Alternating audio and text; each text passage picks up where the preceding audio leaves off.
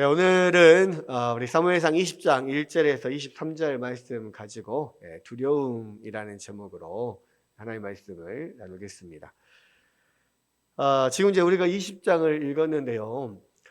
19장, 18장부터 지금 계속해서 사울이 이 다윗을 죽이려고 하는 장면이 계속 나오고 있습니다. 18장에서는 음모를 꾸며가지고 다윗을 전쟁터에 계속 보내서 이 전쟁터에서 죽게 만들려고 했죠. 그래서 그 다윗을 죽게 만드는데 자신의 딸들을 이용을 합니다. 자기의 큰딸 메랍을 원래 준다고 하면서 막 그런 어떤 동기부여를 하면서 전쟁터에 내보내려고 했는데 그건 또 뭐 이루어지지 않았고, 또 전쟁터에 나가서도 계속해서 이기고 돌아오고요. 둘째 딸 미갈이 이제 또 다윗을 사랑한다는 이야기를 듣고 또 이 음모를 꾸며가지고 전쟁터에 가서 살아 돌아오지 못하도록 여러 가지 뭐 장치를 했는데, 그럼에도 불구하고 다윗이 2배 이상 이겨버리고 이 블레셋 사람들의 포피를 2배를 가지고 와버리죠. 그러면서 결국은 음모로는 그러니까 모르게 이렇게 은밀하게 죽일 수가 없게 됩니다. 그래서 이제 19장에서는 이제 대놓고 죽이려고 하죠. 그러니까 4번의 죽이려고 하는 시도가 대놓고 죽이려고 하는 시도가 있었고, 결국에는 마지막에 이 다윗도 사실은 이제 첫 번째 시도에서는 요나단이 이제 중재를 해서 이제 잘 설득을 하죠. 그래서 다윗이 아버지께 지은 죄가 뭡니까? 다윗은 하나도 지은 죄가 없습니다. 오히려 아버지가 다윗 덕분에 지금 이 왕권을 유지하고 있지 않습니까? 뭐 이렇게 하면서 다윗같이 충실한 장군이 어디 있고 신하가 어디 있습니까? 이제 설득을 하니까요. 이제 설득이 됩니다. 그런데 이제 그렇게 해서 이제 죽이지 않겠다 맹세를 하지만 곧바로 또 다윗이 계속해서 전쟁에 나가 승리하고 돌아오니까 이게 그 어떤 시기와 질투에 불타고, 또 이 사울은 다윗을 두려워하기 시작하는 거죠. 왜?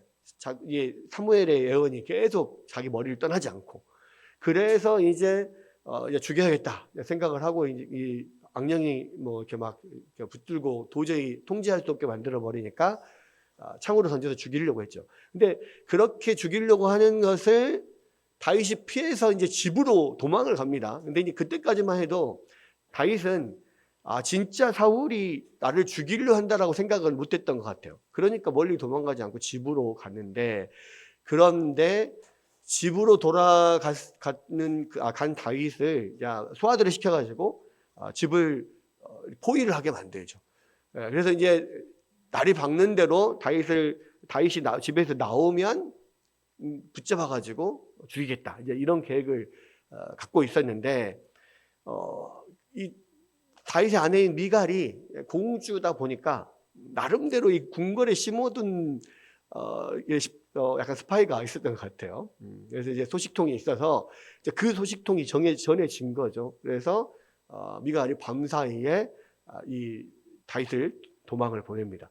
그래서 이제 성벽 이렇게 밖으로 나 있는 창으로 이렇게 줄을 매달아서 다윗을 내려 보내면서 그 자리를 피하게 되는데, 그렇게 해서 이제 다윗은 큰일 났다, 이제 사울이 나를 죽이려 하는구나, 이제 드디어 그것을 알고 도망을 가는데, 어디로 도망을 가냐면 근처에 있는 사무엘이 거처하고 있는 라마 나요스로 도망을 가요. 그러니까 거리상으로는 사실은 엄청 가까운 곳인데, 그런데 그래도 다윗이 생각한 것은, 그래도 사울이 사무엘이 있는 곳까지는 군사를 보내서 나를 잡으러 오지 않을 거다, 이렇게 생각을 했던 거예요. 그래도 사무엘은 하나님의 선지자고, 뭐 자기도 그렇고 다윗도 그렇고 하나님이 기름 부어서 자기들을 세운 선지자인데, 그 다윗 사울이 그 사무엘의 거처까지 와서 그렇게 무리하게 행할 거라고는 생각을 하지 않은 거예요. 왜? 사무엘은 사실은 하나님을 대신하는, 어떤 대리하는 그런 존재니까 그렇게까지 사울이 막 나갈 거라고 생각을 하지 않습니다. 그런데 그러한 이 예상을 빗나가고 그곳에도 이 다윗을 잡으려고 군사를 3번이나 이렇게 보내죠. 근데 3번 다 성령께서 그 군사들을 사로잡아가지고 결국 다윗을 해치지 못하게 만듭니다. 이제 거기까지 했으면 이제 그만둬야 되는데 사울은 이제 직접 자기가 잡으러 오죠. 친히 자기가 잡으러 옵니다. 결과적으로는 그렇게 다윗을 잡으러 와서 다윗을 잡은 게 아니라 오히려 자기가 성령에게 사로잡혀가지고 하나님의 영에 사로잡혀가지고 거기서 막 정신없이 막 뭐 예언을 하고 그런 통제할 수 없는 그런 상태로 막 옷을 다 벗고 그런 추태를 부리고 결국에는 이제 돌아가게 되는 거죠. 근데 이런 사건을 겪고 나서 20장에 이제 우리 다윗이 그 라마 나봇을 조용히 떠나옵니다. 그러니까 이제 이게 제가 이제 두려움이라고 그 이름 이렇게 제목을 붙인 이유는 뭐냐면 지금 이런 일련의 과정을 통해서요 결과적으로 모든 인물들이 다 두려움에 쌓여 있게 돼요. 그러니까 이제 사울이 그렇게 다윗을 죽이려고 그렇게 노력을 한 이유가 뭐예요? 사실은 두려웠기 때문이에요. 그러니까 우리에게 두려움을 주는 이유, 어떤 우리가 두려움에 빠지는 이유는 뭐냐면요. 나에게 뭔가 소중한 것을 잃게 될 경우, 잃을 어떤 위험에 처할 경우에 우리는 두려움에 휩싸게 돼요. 근데 그것을 어떠한 중요한 것을 잃을 어떤 뭐 문제, 어떤 일들이 생기는데 내가 거기에 대해서 아무것도 할 수 없을 때, 이거는 도저히 뭔가를 내가 할 수 없을 때 우리는 두려움에 쌓이거든요. 그러니까 큰 일이 생겨도 내가 어느 정도 그것을 컨트롤할 수 있다라고 생각하면 두렵지 않아요. 방법이 있으니까. 근데 이제 어쩔 때 두렵냐면 어떤 큰 일을 당하면서 머리가 하얘지면서 아무것도 생각이 안 나. 그리고 내가 할 수 있는 일이 아무것도 없어. 이럴 때 사람은 두려움을 느낍니다. 그러니까 이제 사울 같은 경우도 사실은 계속해서 다윗을 죽이려고 했는데 죽이지 못해요. 그러면서 점점 더 두려워지는 거예요. 처음에는 사무엘의 예언처럼 내 주위의 어떤 좋은 이웃에게 왕권을 넘긴다고 했는데 혹시 저놈 다윗이 나의 옆에 있는 그 좋은 이웃인가? 왕권을 채갈 그 사람인가? 처음에는 의심을 하죠. 근데 계속해서 의심이 점점 더 확신으로 변해가요. 왜? 다윗이 계속 승승장구하고 자기가 은밀하게 죽이려 해도 죽일 수가 없어요. 또 그런 상황에서 점점 다윗은 커져가고 이제는 대놓고 죽이려고 몇 번을 시도를 했잖아요. 근데 시도를 하면 할수록 계속 막혀. 결과적으로는 마지막에 넘지 말아야 될 선을 넘습니다. 그러니까 사무엘의 거처까지 군사를 보내고 자기가 직접 잡으러 가는 것은 정말 하나님 앞에 정면으로 대항하겠다라는 이야기거든요. 그렇게까지 하는 이유는 뭐냐면 진짜 이제 다윗에게 나는 내 나라를 뺏기겠구나 이 생각이 드는 거죠. 그렇기 때문에 이거는 하나님이 정하신 것이고 내가 이 기필코 저 다윗을 잡아 죽이지 않으면 나는 끝장이구나. 이 마음 때문에 두려움에 휩싸여서 계속 정말 미친 듯이 다윗을 죽이려고 해요. 20장에서 4번이나 그런 일들이 있었고, 그리고 이제 이후로도 계속해서 다윗을 쫓아다니면서 끝까지 자기가 정말 죽을 때까지 다윗을 죽이려고 다닙니다. 그러니까 참 그런 면에 있어서 이 사울의 인생은요, 이제는 사는 게 아닌 거예요. 그냥 남은 일생을 온전히 다윗에 대한 증오와 분노와 이 살이로만 가득 차서 그 나머지 인생을 사는 거예요. 사실은 그 이후로도 사울이 오랜 시간 동안 이스라엘의 왕이었거든요. 인간적인 생각으로 그냥 사람들의 눈으로 볼 때 사울은 괜찮은 왕이었어요. 나름대로 나라도 잘 다스렸고, 나름 다른 수하인 다윗을 통하여서도 그렇고 여러 장수들을 통하여서도 나름대로 주변 뭐 블레셋이라든지 주변 강국들, 다른 주변의 이방 국가들하고도 어디 가서 꿀리지 않는, 경제적으로도 나름대로 괜찮은 그런 태평성대를 사실은 누렸어요.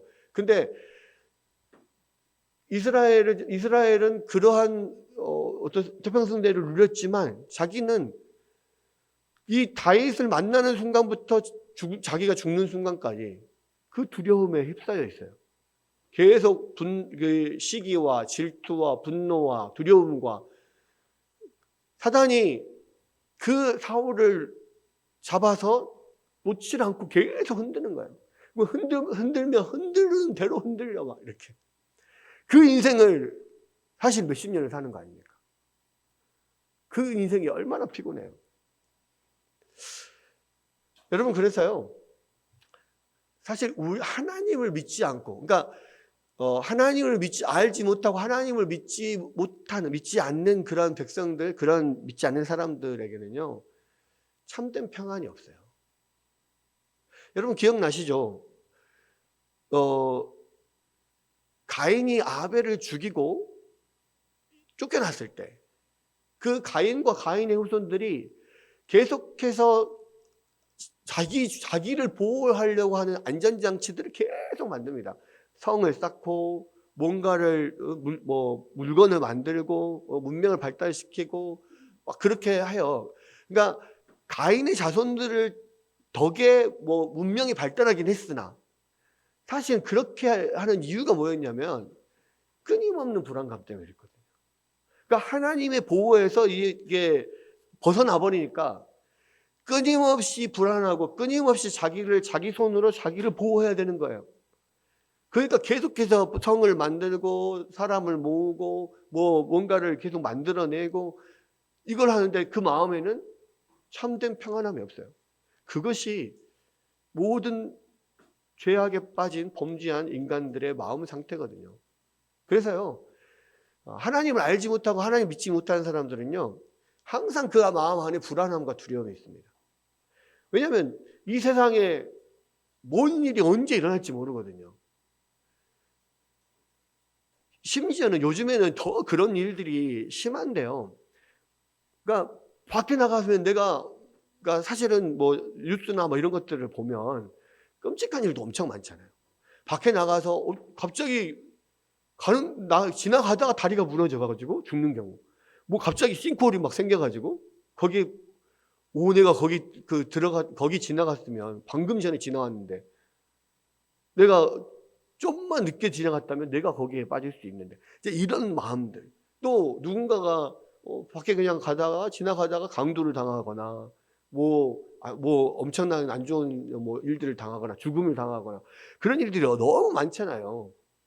그러니까 사람들이 계속 그 마음 가운데 두려움이 있는 거예요. 어찌 될지를 모르니까. 아니, 갑자기 다리가 무너지고 갑자기 싱크홀이 빠지고 이게 갑자기 일어난 이런 일들을 내가 어떻게 하겠느냐. 점점 계속 두려움에 빠집니다. 그러니까요, 요즘에 정신적인 질환을 가지고 우울증이라든지 내지는 공황장애라든지 이런 것 때문에요, 정신병원을 찾고 치료를 받고 하는 사람들이 너무 많아요.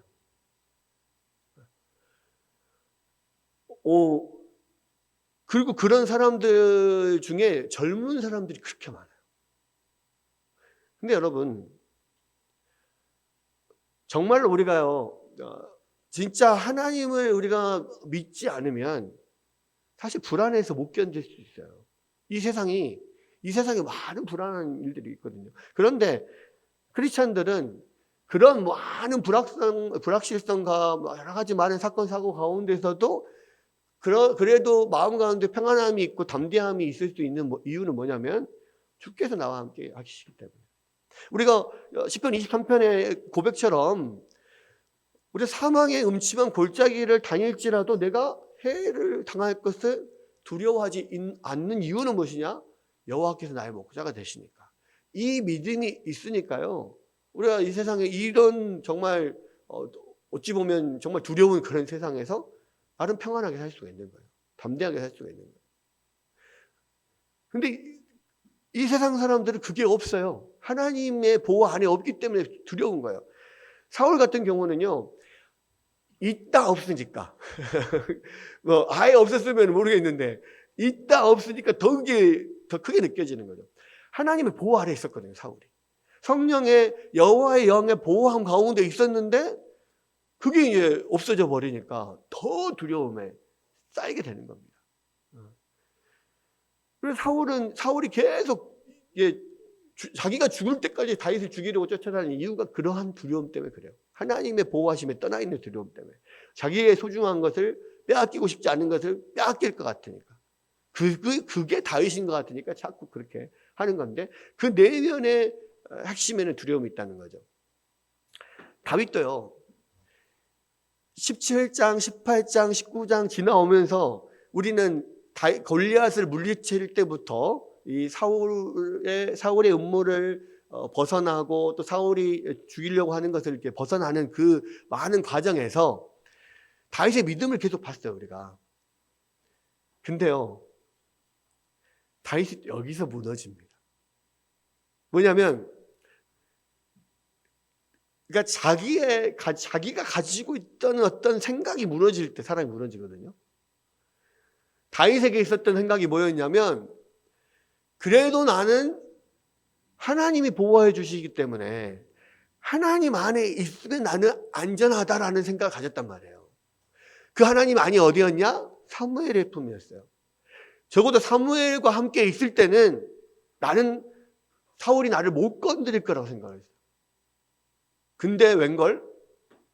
3번이나 군사를 보내서 자기를 잡으려고 하고 이제 나중에는 사울이 직접 잡으러 와요. 자기를 죽이러 왔단 말이에요. 그러니까 이게 자기가 가지고 있던 그 생각이 완전히 무너져 버린 거예요. 그러니까 여기서도 내 안전을 보장할 수 없구나. 이 생각이 드는 거예요. 만약에 다윗이 지금 계속해서 그렇게 여러 차례 사울의 공격을 받지 않았다면 그 가운데서도 담대하게 서 있을 수도 있어요. 사무엘과 함께 하나님이 나를 보호해 주시니까 나는 안전하다라고 할 수 있습니다. 근데 지금 다윗을 죽이려고 직접적으로 또 음모를 꾸면서 계속해서 죽이려 하는 게 몇 번입니까? 사람이요. 아무리 용기 있고 아무리 담대한 사람이어도 계속적으로 공격을 당하잖아요. 그러면 무너지게 돼 있어요. 그러니까 10번치가 안 넘어가는 나무가 없다는 이야기가 사실 인간들이 그렇게 사실 연약합니다. 그러니까 이게 물리적으로도 마찬가지인데요. 특히 우리의 마음이요 생각보다 그렇게 강하지 않아요. 여러분 다윗 같은 믿음의 사람도요 지금 사울이 그렇게 음모를 꾸미고 직접적으로 4번을 연속으로 죽이려고 하니까요 그 마음에 믿음이 싹 무너져 버린 거예요. 여기도 안전하지 않다. 물론 그 마음은 분명히 있을 겁니다. 하나님이 그래도 이런 상황에서도 나를 지켜주시고 인도하여 주셨기 때문에 내가 여기서 살아날 수 있다, 도망갈 수 있다 라는 것은 분명히 있어요. 그렇죠? 그러니까 이제 지난번에 집에서 미갈이 이 다윗을 피신시킬 때 그때 지었던 시편 59편 잠깐 우리가 봤잖아요. 그러니까 그때도 그런 믿음이 있기 때문에 두려움 가운데서도 하나님을 찬양하고 기도하고 또 시편을 짓고 이런 일들이 있습니다. 그런데요. 그럼에도 불구하고 이러한 정말 강한 믿음, 하나님을 붙드는 하나님이 마음의 합한 자라고 하는 그런 다윗조차도 이렇게 연속된 공격에 그 마음이 무너진다고요. 결국엔 거기 안에서 안전함을 더 이상 못 느끼니까 도망을 나오는 겁니다. 그래서 이제 자기를 그래도 도와줄 사람이 누구냐? 다시 요나단을 찾아가는 거죠. 그러니까 자기가 믿을 만한 사람은 지금 이스라엘에 요나단밖에 없어요. 왜? 요나단이 자기를 그렇게 자기 생명처럼 사랑한다는 것을 알고 또 요나단과는 하나님의 이름으로 맹세를 했잖아요. 요나단이 요나단과 다윗이 서로를 보호해주고 서로 끝까지 이 우정 변치 않도록 그렇게 자기의 어떤 생명을 걸고 요나단이 그 전에도 보호를 해줬고, 자, 그러니까 요나단에게 찾아오는 겁니다. 여러분, 사실은 우리가요, 어떠한 큰 일을 당하고 힘들 때요, 머리로는 하나님을 붙들고 하나님을 찾아야 된다, 하나님을 먼저 찾아야 된다고 생각을 하거든요. 근데 인간은 하나님보다 사람을 먼저 찾아요. 물론 하나님께서 주변 사람을 통하여서 그 사람을 도움을 주고 그 사람을 붙잡아 주십니다. 그건 사실이에요. 근데 많은 경우에 우리가 정말 고난을 당하고 정말 정신적으로 데미지를 입고 타격이 심하게 오면 하나님을 붙잡을 정신도 없어요. 그게 인간입니다. 그러니까 많은 사람들이 자기의 믿음을 나는 아주 담대하고 강한 믿음을 가지고 있다. 자만할 수 없어요. 자만해서는 안 되고, 나는 그래도 그런 것들 다 이겨낼 수 있다. 왜? 다윗도 못 이긴다니까요. 심지어는 아브라함, 믿음의 조상이라고 하는 아브라함조차도요, 요즘에 이제 창세기에서 아브라함을 보고 있는데, 아브라함조차도 계속해서 넘어지고 계속해서 그 믿음으로 막 있다가 이게 안 되니까, 시간이 지나고 하나님 약속이 이루어지지 않으니까 그게 그냥 무너지는 면들이 있거든요. 그래서 하갈을 통해서 이스마엘을 낳게 되고 그러잖아요. 여러분, 아브라함도 그렇습니다. 다윗도 그렇습니다. 우리가 성경에서 가장 믿음이 좋다라고 하는 그런 사람마저도요, 금방 무너져요. 그것이 인간입니다. 여러분, 그래서 우리는 자기의 믿음을 자랑할 게 아니에요. 결국 믿음은 하나님이 우리를 붙잡아 주시는 거지, 우리가 우리의 의지가 세서 막 이렇게 믿음이 강성한 게 아니에요. 제가 아브라함을 설명하면서도 말씀드렸지만, 그래서 믿음은 지식에 가깝다 이야기했어요. 그러니까 믿음은요, 지정의가 있습니다. 분명히 지적인 면, 감정적인 면, 의지적인 면이 믿음 안에는 다 포함되어 있어요. 그런데 사실은 믿음의 대부분을 차지하는 게 뭐냐면요, 지적인 거라고요. 지식입니다. 지적인 면이 계속해서 하나님과의 교제 안에 하나님 말씀으로 계속해서 채워지지 않으면 우리의 감정, 우리의 의지는요, 다 흔들려 버려요. 그래서 우리가 끊임없이, 종교개혁자들이 은혜의 방편인 말씀과 기도와 성례와 이런 것들을 끊임없이 계속해서 사용하라고 하는 이유는 뭐냐면, 우리의 믿음의 대부분을 지탱해 주는 게 지식이기 때문에 그래요. 그래서 하나님의 말씀과 기도를 통해서 주님과의 교통함, 주님을 만나는 교제함, 그런 또 주님을 아는 알미 우리 안에 풍성해질 때 우리의 감정도 의지도 굳건해질 수 있는 거거든요. 그래서 믿음은 지식이 중요해요. 우리가 매주 나와서 예배를 드리고 빠지지 않고 하나님 앞에 계속해서 예배를 드리는 이유는 뭐냐면, 항상 하나님을 아는 삶, 하나님을 아는 지식이 내 삶에서 가득 차야 되는데, 이게 한 번 빠지고 두 번 빠지잖아요. 그러면 그것들이 점점 약해지면서 하나님의 말씀이 채워지고 하나님과 교제함이 약해지면서 결국은 믿음은 흔들리게 돼 있거든요. 그런 면에서 우리가 꾸준히 하나님의 말씀을 계속해서 접하고 채우고 그 안에서 주님을 만나고 경험하고 깨닫고 이런 게 되게 중요한 겁니다. 어쨌거나 지금 다윗도 이런 상태에서 믿음이 흔들린 거예요. 그래서 그러니까 자신의 갖고 있던 그 선입관, 어떤 지식, 이게 흔들려 버리면서 믿음이 흔들린 겁니다. 그래서 이제 요나단을 찾아오는데, 요나단에게 그래서 이야기를 하죠. 근데 이제 문제는 뭐냐? 요나단에게 이야기를 했는데 요나단이 그럴 리가 없다는 거예요. 아니, 너 아버지가 사울이 계속 나를 죽이려고 한다. 또 그럴 리가 없대. 왜? 요나단은 분명히 19장에서 아버지한테 잘 이야기해서 아버지가 오케이, 내가 맹세코 다윗을 죽이지 않겠다 분명히 맹세하셨거든. 그거를 철저까지 믿었단 말이에요. 근데 그럴 리가 없다 이렇게 이야기하니까 다윗이 뭐라고 합니까? 그거는 아버지가 너가 나를 너무 사랑하는 줄 아니까 다윗을 죽이려고 한다는 것을 들으면 너가 상처받을까 봐 나한테 말 안 하는 거다. 그렇게 이야기해요. 그러면은 진짜 아버지가 사울이 나를 죽이려고 하는지 아닌지 다시 한번 알아보자. 그러면서 이제 다윗이 이 요나단에게 그 이야기를 하죠. 곧 초사흘이 다가온다. 그러니까 우리가 보면은 이제 여기서 뭐라고 되어 있습니까? 여기 보면 초하루가 다가온다. 이걸 월삭 보통 이야기하거든요. 월삭. 그러니까 월삭이 뭐냐면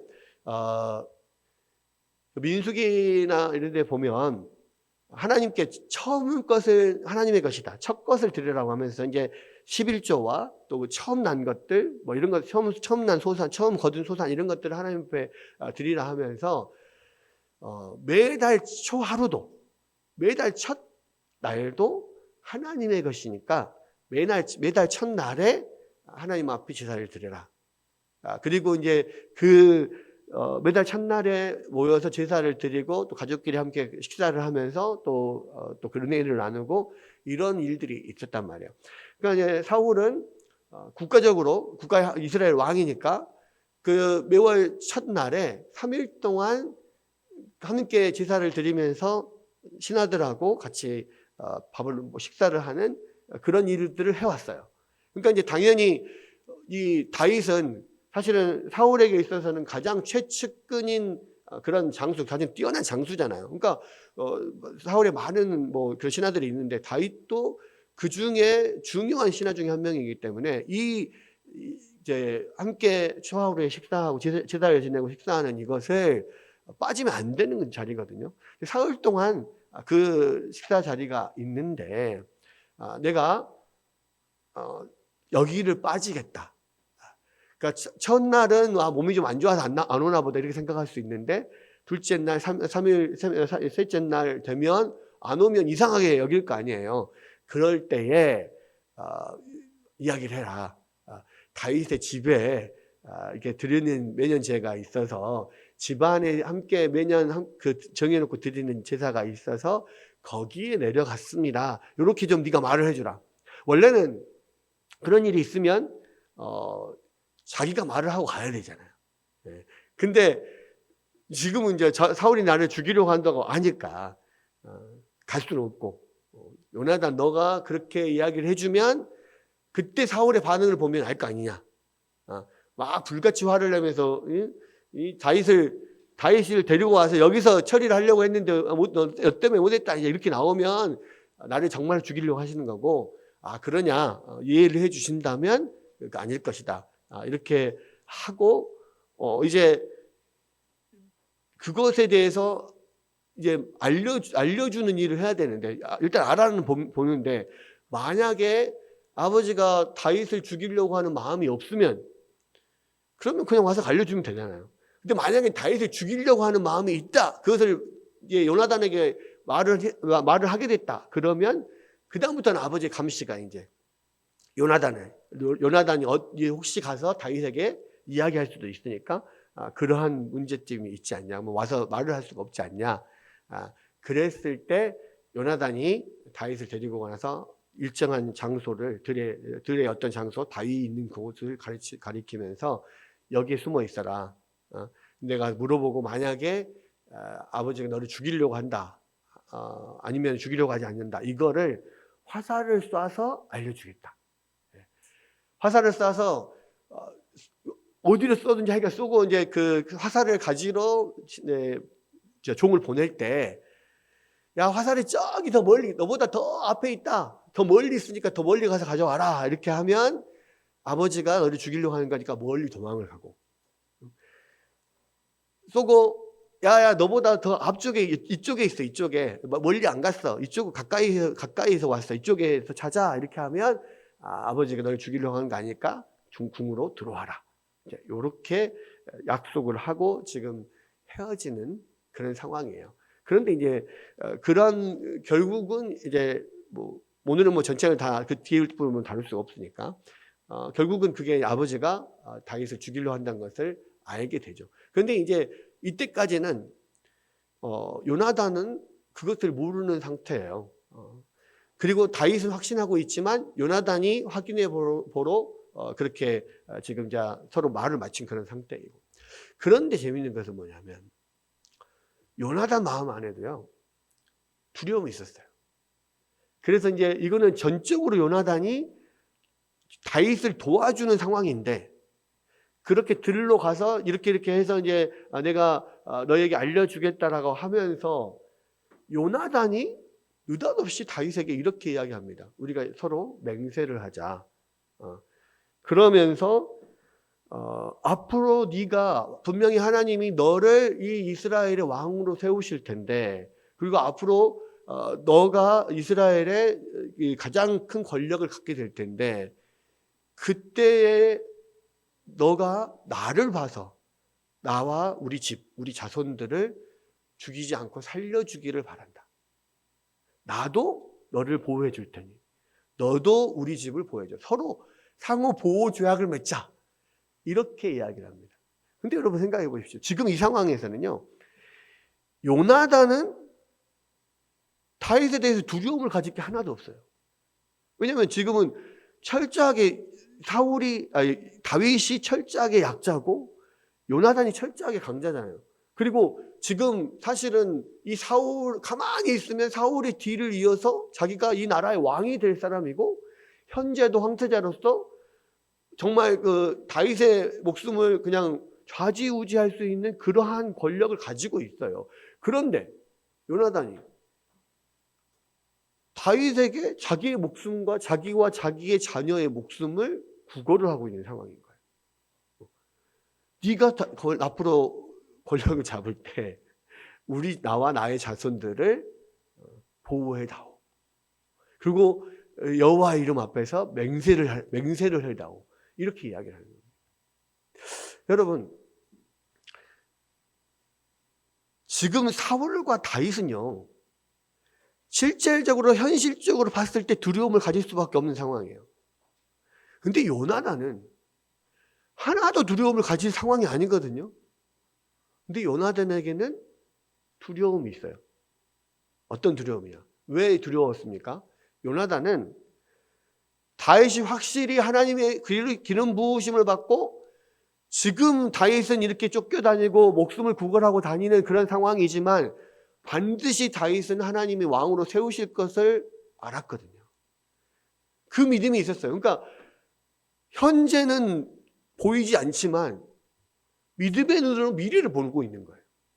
그리고 그 미래의 결과를 확신하기 때문에 두려움을 갖고 있는 거죠.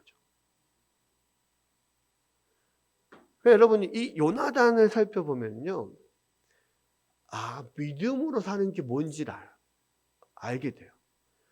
여러분, 현실적으로 요나단은 아무것도 두려울 게 없어요. 근데 요나단도 두려움이 있어. 왜? 하나님이 다윗을 택하셨고 기름 부으셨고 왕으로 세우리라고 하는 것을 너무나 확신을 가지고 있었거든. 믿음이 있어요. 그러면서 지금 여기에 보면 뭐라고 이야기를 하냐면 13절에 13절 14절 이렇게 보면 14절 보십시오. 13절부터 볼게요. 그러나 만일 내 아버지께서 너를 해치려 하는데도 내가 이 일을 네게 알려주어 너를 보내어 평안하게 가게 하지 아니하면 여호와께서 나 요나단에게 벌을 내리시고 또 내리시기를 원하노라. 여호와께서 내 아버지와 함께 하신 것 같이 너와 함께 하시기를 원하노니, 사실은 아버지와 함께 하셨던 것 같이, 지금은 아버지와 함께 하지 않으니까 너와 함께 하시기를 원한다. 이거는 원한다는 뜻도 있지만 그럴 것이다라고 하는 확신도 있어요, 이 안에서는. 그러니까 이게 히브리어적 표현이 원하노니 뭐 이렇게 하는 것과 그럴 것이다라고 확신하는 것과 사실은 한 표현으로 두 가지의 뜻을 다 가질 수가 있거든요. 그러니까 지금 확신하고 있는 거예요. 너와 함께 할 것이다. 그러니 14절, 너는 내가 사는 날 동안에 여호와의 인자하심을 내게 베풀어서 나를 죽지 않게 할 뿐 아니라 여호와께서 너 다윗의 대적들을 지면에서 다 끊어버리신 때에도, 이때가 언제입니까? 너희 대적을 다 끊은 거, 사울 자기 아버지가 죽을 거 알아요. 하나님이 지금은 아버지는 다윗의 가장 큰 대적이죠, 인생에서. 왜? 다윗을 죽이려고 하는 그런 사람이니까. 그러니까 그 다윗에게 맞서는 것은 하나님께 맞서는 거하고 똑같다는 걸 아는 겁니다. 그리고 결국은 다윗에게 대적하는 자들은 하나님께서 다 이렇게 끊어버리실 거라는 것을 아는 거예요. 그때도 너는 네 인자함을 내 집에서 영원히 끊어버리지 말라 하고, 이에 요나단이 다윗의 집과 언약하기를 여호와께서는 다윗의 대적들을 치실지어다 하니라.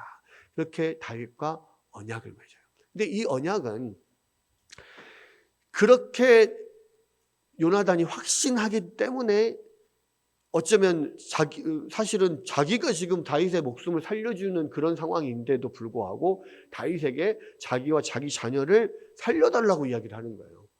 이게 과연 현실 속에서 있을 수 있는 이야기냐. 그만큼 요나단이 현재 그런 믿음으로 하나님의 약속을 붙잡고 정말로 확신하고 살아가고 있다는 것을 보여주는 거죠. 그리고 거기에서 그 약속을 믿고 나를 보호해달라. 나도 내가 생명이 살아있는 동안에 너를 보호해줄 테니 너도 나를 보호해달라. 이 이야기를 하는 겁니다. 여러분, 그래서요, 사울에게도 다윗에게도 요나단에게도 두려움이 있었어요. 그런데 지금 현재 20장에서 나오는 사울에게 있는 두려움과 다윗에게 있는 두려움은 사실은 불신앙에서 나온 두려움이에요.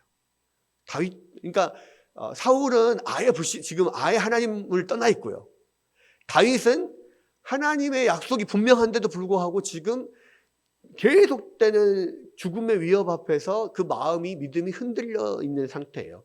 그렇기 때문에 두려움에 빠져 있어요. 근데 요나단은요, 불신앙 때문에 오는 두려움이 아니라 오히려 하나님의 말씀을 철저하게 정말 현실처럼 믿기 때문에 갖는 두려움이에요. 하나님을 향한 두려움. 그래서 세 사람의 두려움이 나오지만 세 사람의 두려움 중에 요나단의 두려움은 결이 다른 두려움이에요. 하나님을 두려워하는 두려움. 여러분, 이 세상을 살아가면서요, 우리가 무엇을 두려워하는가에 따라서 그 삶이 달라집니다. 여러분, 분명히 믿음이 있는 사람은요, 그 어떤 것보다 하나님이 두려워요. 그래서 하나님이 제일 두렵기 때문에 다른 것은 두렵지 않아. 근데요, 하나님을 두려워하지 않으면 다른 모든 것이 두렵습니다. 여러분, 조폭들이 조폭들도 마찬가지고요. 군대도 마찬가지입니다. 이 지휘관에 대해서 어떤 보스에 대한 두려움과 존경심이 있잖아요. 그러니까 보스가 가장 두렵잖아요. 그러면 다른 어떤 것도 두렵지 않아요. 그래서 자기의 목숨을 걸고 싸울 수가 있는 겁니다. 군대에서도 마찬가지예요. 자기의 지휘관이 가장 두려우면 다른 어떤 적들도 두렵지 않아요. 근데 신앙생활도 마찬가지예요. 하나님이 가장 두려우신 분이면 다른 어떤 것도 두렵지 않습니다. 그래서 다윗은 그 모든 사람들이 불벌 떨었던 골리앗도 두렵지 않았던 거예요. 왜? 골리앗 뒤에는 골리앗보다 훨씬 크신 하나님이 그 다윗의 믿음의 눈에 보였거든요. 그 골리앗이 두렵지 않은 거예요. 하나님이 더 두려운 분이고 하나님이 더 크신 분인데. 근데 이제는 이 사울 앞에서 그 크신 하나님, 그 두려운 하나님보다 사울이 더 두려워버린 거예요. 직접적으로 자기 목숨을 계속적으로 죽이려고 지금 하니까 현실 속에서 그 공격을 받으면서 그게 하나님을 향한 그런 두려움이 흔들려 버린 거죠. 여러분, 그래서 우리가 이 세상을 살아가면서요, 정말 믿음으로 담대하게 살아가려면 하나님이 가장 두려우셔야 돼요. 하나님이 가장 크게 보일 때 우리는 다른 어떤 것도 그보다는 다 작게 보이고 두렵지 않는 거예요. 하나님이 작게 보이기 시작하고 하나님이 두렵지 않으면요, 다른 모든 것들이 다 두려워요. 그래서 여러분, 여러분 마음 가운데 참된 평안이 없으면 그 두렵고 떨림으로 하나님을 붙잡아야 돼요. 이 세상 어떤 것보다 더 크고 두려우신 하나님, 그 만군의 여호와 하나님, 그 하나님에 대한 믿음이 여러분 안에 있을 때 여러분 우리는 이 세상 어떤 것도 두렵지 않고 다 이길 수 있습니다. 이 세 사람의 두려움을 통하여서 우리가 무엇을 두려워해 살아야 되는가?